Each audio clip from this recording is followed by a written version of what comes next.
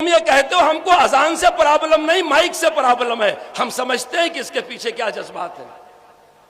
تم یہ سمجھتے ہو ہم کو نماز سے پرابلم نہیں، مسجد سے پرابلم ہے، اس کا نقشہ پاس نہیں۔ ہم سمجھتے ہیں اس کا کیا مطلب ہے، ہم خوب سمجھتے ہیں۔ تم یہ کہتے ہو صاحب ہم کو تمہارے قرآن سے کوئی پرابلم نہیں ہے، ہم کو ان مدرسوں سے پرابلم ہے جو بنتے ہی ہم سمجھتے ہیں اس کا کیا مطلب ہے۔ کھل کے کہو کہ ہم یہ چاہتے ہیں کہ ہندوستان کا 25 کروڑ مسلمان اپنا دھرم چھوڑ کر کے اسلام سے دور ہو جائے، کہو کھل کر کے۔ مجھے یقین ہے اس گئے گزرے زمانے میں بھی میری قوم کا ایک فرد بھی مرتد ہونے کے لیے تیار نہیں ہے۔ ہو سکتا ہے بے نمازی ہو سکتا ہے زکوٰۃ نہ دیتا ہو سکتا ہے اسے اذان نہ آتی ہو سکتا ہے کلمہ بھی نہ پڑھتا ہو، لیکن اگر اس سے کہا جائے اسلام چھوڑ دو تیار نہیں ہوگا۔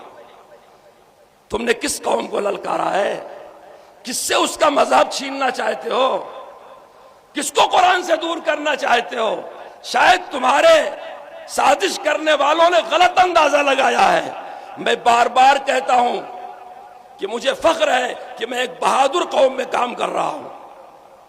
میری یہ قوم 25 کروڑ مسلمان جو شہروں سے زیادہ دیہاتوں میں پھیلے ہوئے ہیں، جن میں مالدار کم غریب زیادہ ہیں، مزدور زیادہ ہیں، جو آج چند سالوں سے حالات کے انگارے پر ہے، لیکن کیا مطلب ہے کہ اسلام چھوڑ دے؟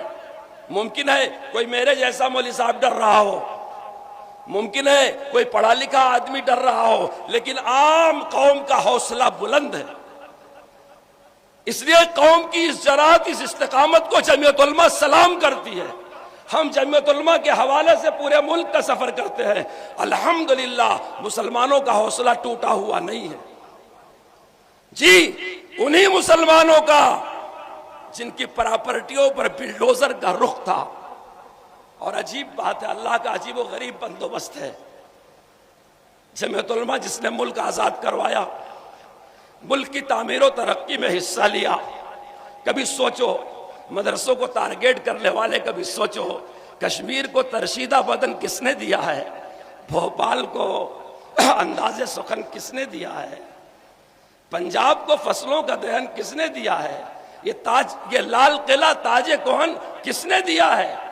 تاریخ میں ہم چاند ستارے ہی ملیں گے، پتوں پہ سبھی نام ہمارے ہی ملیں گے۔ جیسے ہم نے آزادی میں حصہ لیا، ایسے ملک کی تعمیر و ترقی میں ہم نے حصہ لیا۔